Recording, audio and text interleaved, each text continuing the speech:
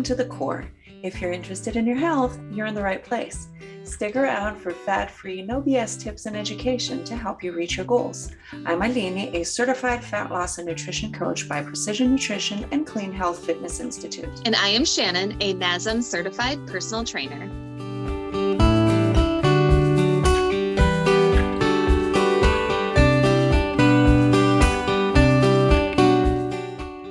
So welcome to today's episode. Today we're talking about why does exercise technique matter? Why is this important? Why do we have to pay attention to our form and our posture and all of that?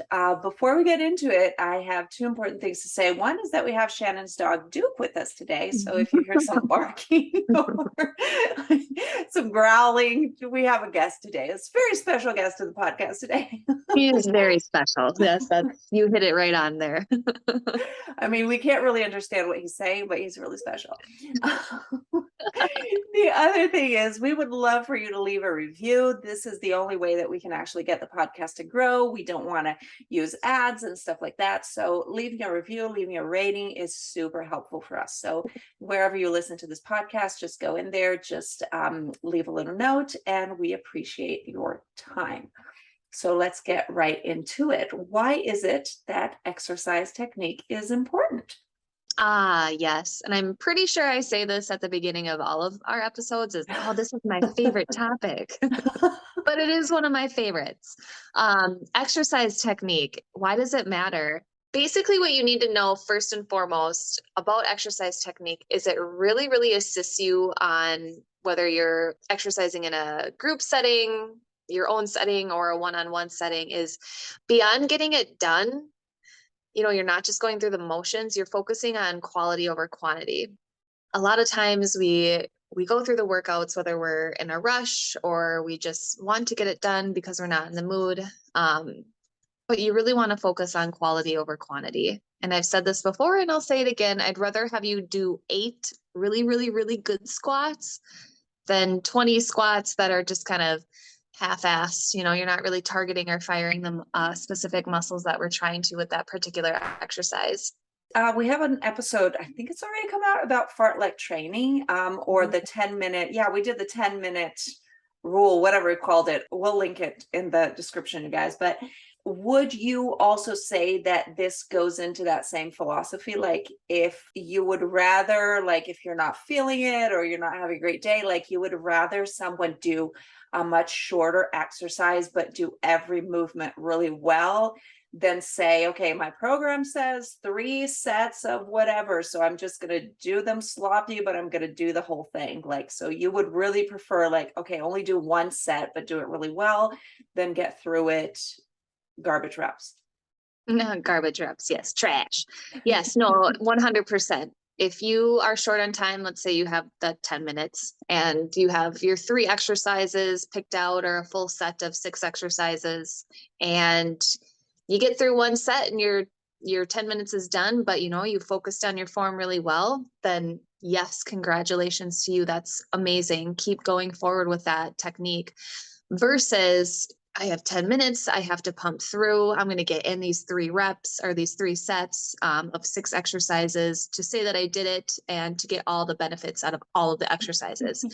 So in order to get the benefits out of each exercise, that's why technique matters. So basically you're building strength from the ground up when you focus on your technique. And this goes back to the episode of kinetic chain checkpoints, is starting from the ground up. And if you're kind of wondering, okay, Shannon, so I do only have 10 minutes. What are the exercises that I should really, really focus on to make sure that I'm building from the ground? I'm focusing on strengthening the proper muscle groups that I want to. So when I do have more time, I can focus on other exercises and I'm strong enough to perform the other exercises correctly. So the 4 exercises that I picked out would be a hip hinge, your squat, a plank, and then your glute bridge. And here's why I picked those 4 exercises. So when you do your hip hinge, if you think of your hip hinge, that's the most natural movement that a human body can perform besides walking. We hinge all the time. Whether you're using the restroom, you're picking something up from the ground, you're grabbing your grandbaby, hip hinges, that flexibility within the hip, the strength within the hip complex is so huge. And then once you've dominated that hip hinge, then you can slowly move into the squat. And with the squat, again, from the ground up, focusing on that kinetic chain checkpoints, you're gaining that strength to do other various exercises, such as your reverse lunge, deadlifts, sumo squats. You can kind of progress and move on from your basic squat. Next and third is your plank. And I haven't really met a lot of people that love planks. I love planks because you can add so much variety to them. But a plank is huge of just core stabilization. And not only are you stabilizing your core, but you're focusing on your arm strength, your shoulder strength, all the way through your core into your quads are engaged, your glutes are engaged. You're focusing on flexibility within your ankles as well. So many times we think of a plank as a core exercise, but it's really not. It's really a full body movement, or actually a full body hold. Yes, you're isolating. you're isolating your whole body. And what's harder than that? Yeah. Just to hold up your entire body weight. Side note, when you do planks, continue to breathe. Don't hold your breath. Just because you're I've holding an definitely been exercise. guilty of that. Like, oh my gosh, what's wrong? Oh my God, Okay, I wasn't breathing.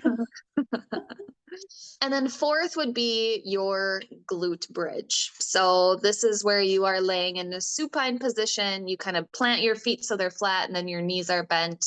And then you exhale, press up through the heels of the feet and engage the core and the hips as well. So while you're doing this, even if you're on the floor, you want to think of your kinetic chain checkpoints. And again, that's in another episode. Overall, main question, why does exercise technique matter? Mainly you want to decrease pain, because if you have any kind of compensation or dysfunction because you have weak or overactive muscles, you're probably going to feel some sort of pain when you're performing these exercises. You should not feel pain when you perform exercises. If you do, you need to stop. Don't press through just because you think that you need to get it done. I would add a note here that you need to learn to distinguish pain from burn. Ooh, yeah. We definitely love the burn. Mm-hmm. We do not want pain. Nope. And yeah, that's a really, really good question to ask yourself. Am I feeling pain, or am I feeling burn or fatigue or muscles we've being all targeted? been there where it's like, okay, you're doing the exercise and you're feeling the burn. The burn will stop the moment you stop doing that exercise. Pain will not. Hopefully you're not having to get to the point of feeling continuous pain, but the burn, it's literally feeling, and your body is literally releasing chemicals and doing reactions in your body that are giving you that sensation of the muscle burn. So that's fine. Like that's good. We enjoy the burn, work through it, right? But pain is different, right? So some people will confuse this pain with the burn, and they're not the same thing. So really understanding this difference, that's important when you're working out, because if you stop every time you start feeling a burn, you're really not going to progress. But pain, you do not want to work through it. The burn, you can usually push through a little harder. Yeah, well, and that's a particular technique, I should say, of training, is you train out of it. Like if you're beginning, running stages, and you have a mile to run today, and you're like, my gosh, I can get through about 3/4 of that. That last quarter of a mile is just a beast. Train through it. Total side note, but yeah, train through it. Keep going. But if you feel pain, please stop. So yeah, exercise technique matters because overall you can decrease pain when you are moving. Daily activities become more effective and less painful because of better movement. So think of, again, you're picking up your grandbaby, you're carrying those heavy groceries in, you are a flight attendant and you have to lug different suitcases above your head into the storage. What do they call that, by the way? Overhead bins. Oh, yes. To stow away. Yes. And, or you have a very physically active profession, such as a construction worker, like you think I am working out all day, but honestly, like focusing in on exercises, focusing on exercise technique will better your daily performance in that physical profession that you might have. And even I think some very simple things like going up and down stairs, especially Yeah. as people age. Another one that's big, especially as people age, is falling is such a big deal, right? Like Mhm.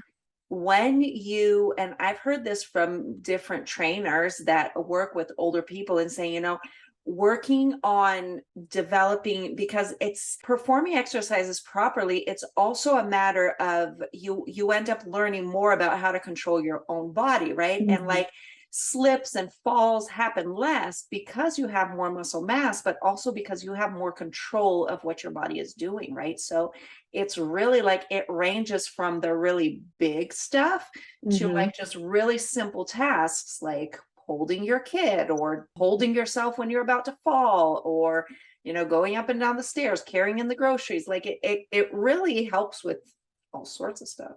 Yeah, it doesn't just revolve around the gym or when you're exercising at home. Why exercise technique matters. It matters through all aspects of your life.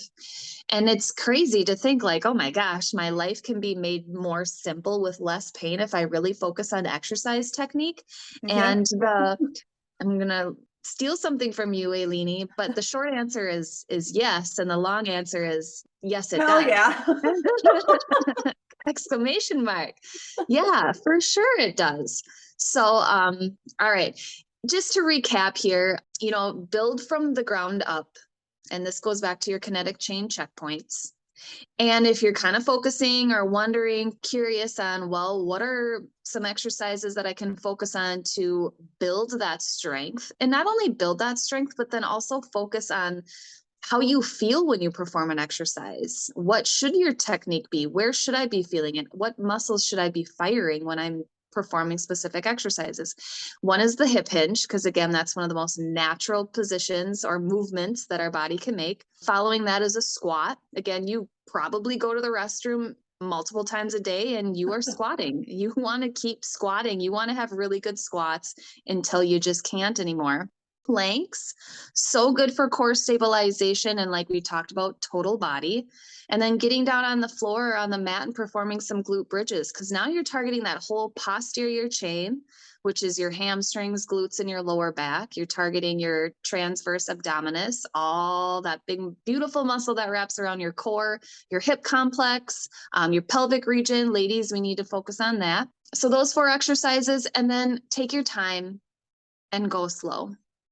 Kind of like Ailini's question a little bit earlier, if you got 10 minutes, do you focus on just power driving those 3 sets in, or do you just focus on one really, really good set? And you would go slow and you would focus on that one set. You will get more bang for your buck going slow, focusing on your time and your technique, and firing and targeting all the muscles that should be targeted while performing that exercise. Then again, just powerhousing through that exercise session. To kind of tie in, why does exercise technique matter? And then you've heard me talk about the kinetic chain checkpoints throughout this session as well, is we are giving out a freebie.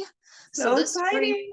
oh man, this freebie is awesome because it gives you the kinetic chain checkpoints and some assessment exercises, which were the 4 exercises that I have gone over a few times this session.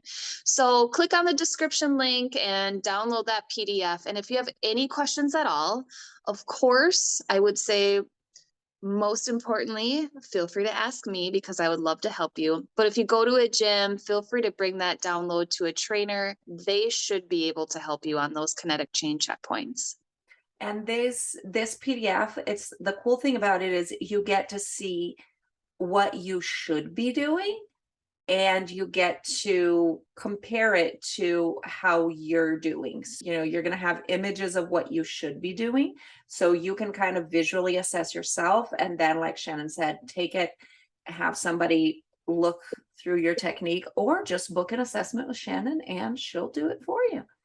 Yeah, for sure. If you have that download and you look at your anterior view and then your profile view, so stand sideways in the mirror, do a hip hinge. I mean, every client, even when they come to my class, if I have a new class member, I give them a PVC pipe to put along their spine so they can make sure that their hip hinge is correct.